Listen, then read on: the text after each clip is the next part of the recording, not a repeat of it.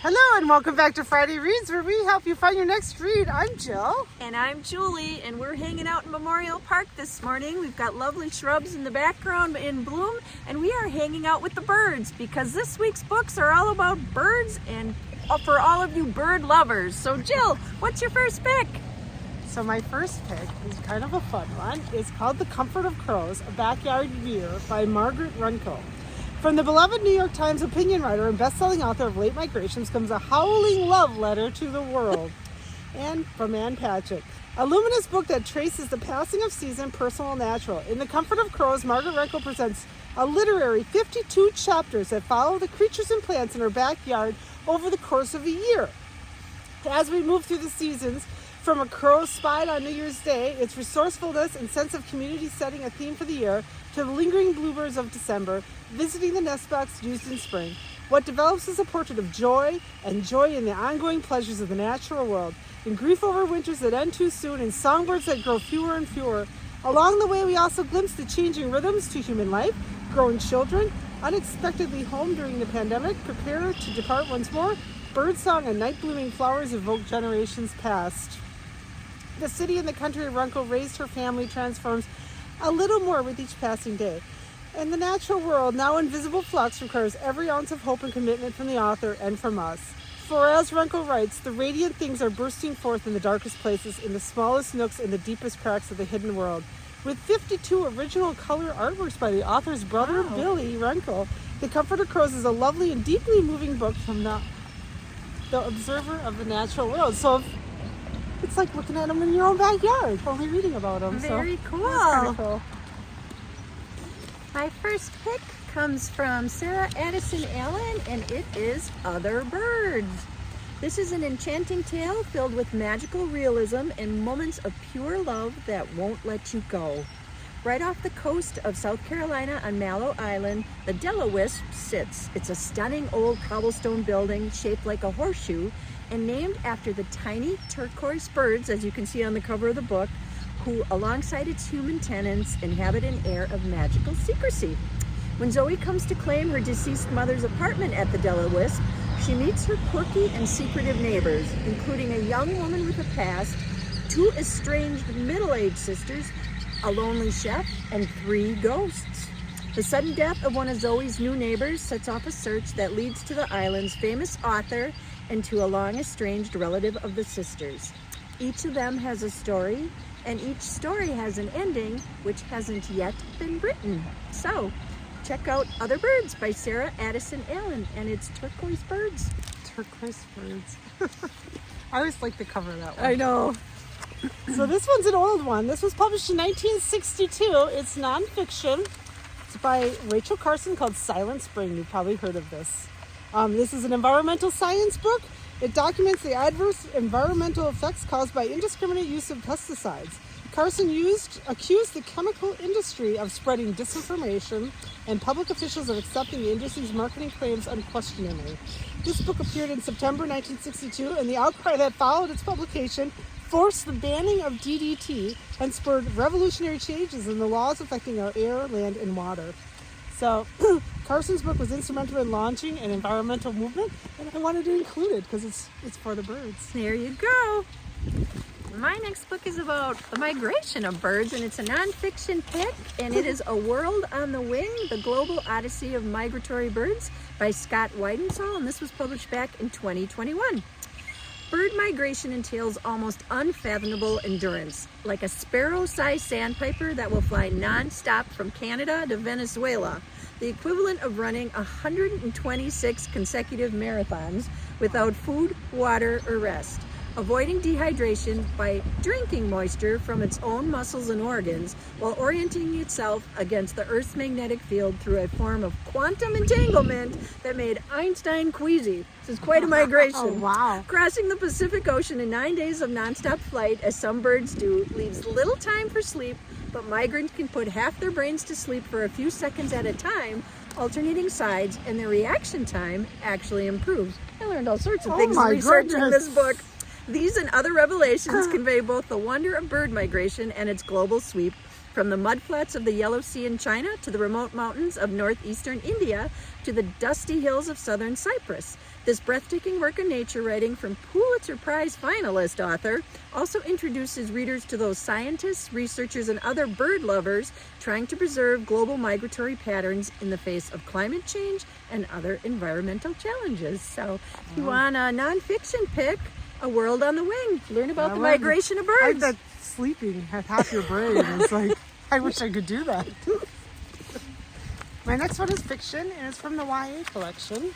It's The Astonishing Color of After by Emily X.R. Pan. Lee Chen Sanders is absolutely certain about one thing. When her mother died by suicide, she turned into a bird.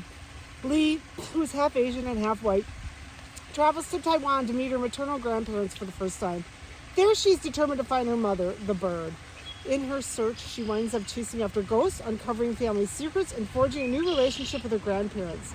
And as she grieves, she must try to reconcile the fact that the same day she kissed her best friend and longtime secret crush Axel her mother was taking her own life. Alternating between reality and magic, past and present, hope and despair, The Astonishing Color of After is a luminous debut novel about finding oneself through family, history, art, bravery, and love. I did read this one, and it is a very beautiful book, and it is very sad because she is dealing with the grief of her mother's suicide, but Astonishing Color of After. Well worth a read. My next pick is called Bird Summons by Laila Abulela, and this was published in 2019. When Salma, Moni, and Iman, friends and active members of their local Muslim women's group, decide to take a road trip together to the Scottish Highlands, they leave behind lives often dominated by obligation, frustrated desire, and dull predictability. Each wants something more out of life, but fears the cost of taking it. Salma is successful and happily married, but tempted to risk it all when she's contacted by her first love back in Egypt. Moni gave up a career in banking to care for her disabled son without the help of her indifferent husband. And Iman, in her 20s and already on her third marriage, longs for the freedom and autonomy she has never known. When the women are visited by the hoopoe, if I'm pronouncing that correctly, it's a sacred bird from Muslim and Celtic literature, they are compelled to question their relationships to faith and femininity, love, loyalty, and sacrifice. This book was described as brilliantly imagined, thoughtful, and wise. So check out Bird Summons. So my next one, this is a brand new book published in January 2024, and it's by the author of Westford's Giraffes. So Mockingbird Summer by Linda Rutledge, a powerful and emotional coming-of-age novel set amid the turmoil and profound change in the 60s by best-selling author of Westford's Giraffes. In segregated High Cotton, Texas in 1964, the racial divide is as clear as the railroad tracks running through town. It's also where two girls are going to shake things up. This is the last summer of 13-year-old Corky Corin's childhood, and her family hires a Haitian housekeeper who brings her daughter America along with her. Corky is quick to befriend America and eager to share her favorite new grown-up novel, To Kill a Mockingbird. America's take on it's different and profoundly personal. As their friendship grows, Corky finds out much more about America's life and her hidden she can run as fast as Olympian Wilma Rudolph. When Corky asks America to play their girls' softball team for the annual church rivals game, it's a move that crosses the color line and sets off a firestorm. As tensions escalate, it fast becomes a season of big changes in High Cotton. For Corky, those changes will last a lifetime. Set on the eve of massive cultural shifts, Mockingbird Summer explores the impact of great books, the burden of potential, and the hope of friendship with humor, poignancy, and exhilarating hope. So really, there's not a bird in this one, except for the mockingbird from To Kill a Mockingbird. So here you go. My fourth pick is also a nonfiction pick, and this is The Bird Way, a new look at how birds talk, work, play, parent, and think by Jennifer Ackerman, and this was published in 2020. There's a mammal way, and there is the bird way.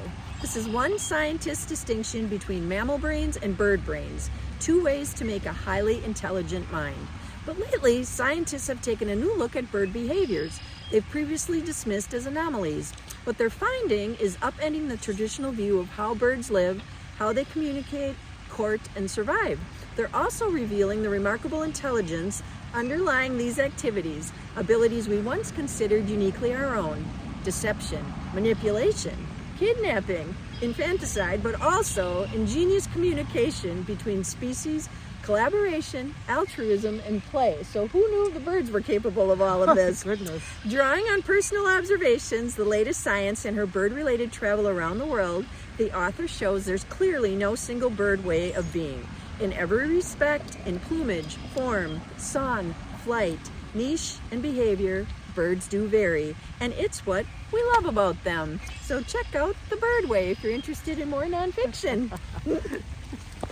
I do notice the birds around here I are know. interested in our books. Got red-winged blackbirds circling all over us. So this is for the bird lovers. Atomic Weight of Love by Elizabeth Church. This was published in 2016, so it's been around for a while. You probably heard it.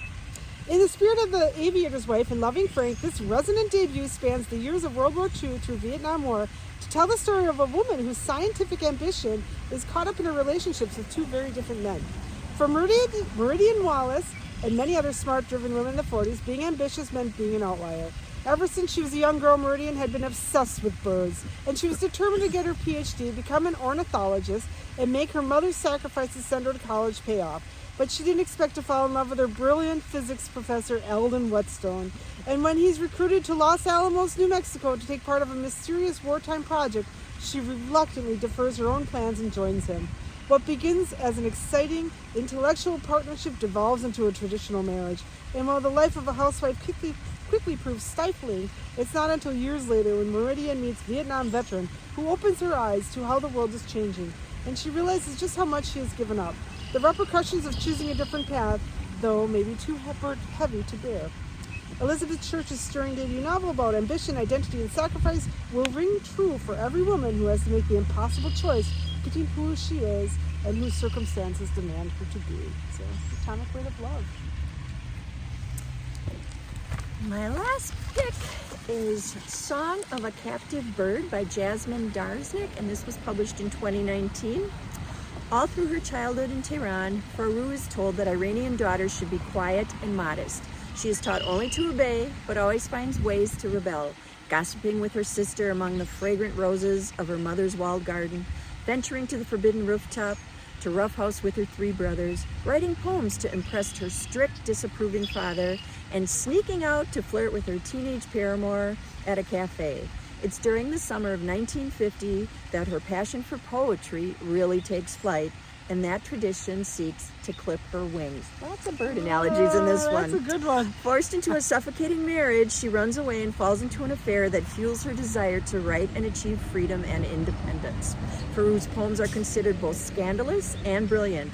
She's heralded by some as a national treasure and vilified by others as a demon influenced by the West. She perseveres, finding love with a notorious filmmaker, and lives by her own rules, but it's at an enormous cost. By the power of her writing grows only stronger amid the upheaval of the Iranian Revolution. This book was described as a haunting novel using the lens of fiction to capture the tenacity, spirit, and conflicting desires of a brave woman who represents the birth of feminism in Iran. So, Song of a Captive Bird. Oh. Well, we hope that if you're a bird lover or just inspired by the bird song of spring, that we gave you some interesting things to read. You know, you can find our videos on our Facebook channel, the YouTube channel, on our Kimberly Public Library website. We've been having some more views on YouTube lately, so thank you to all our YouTube watchers. Hello, YouTube! We love to hear what you're reading this spring, so drop us a comment, and we always like to hear what's new.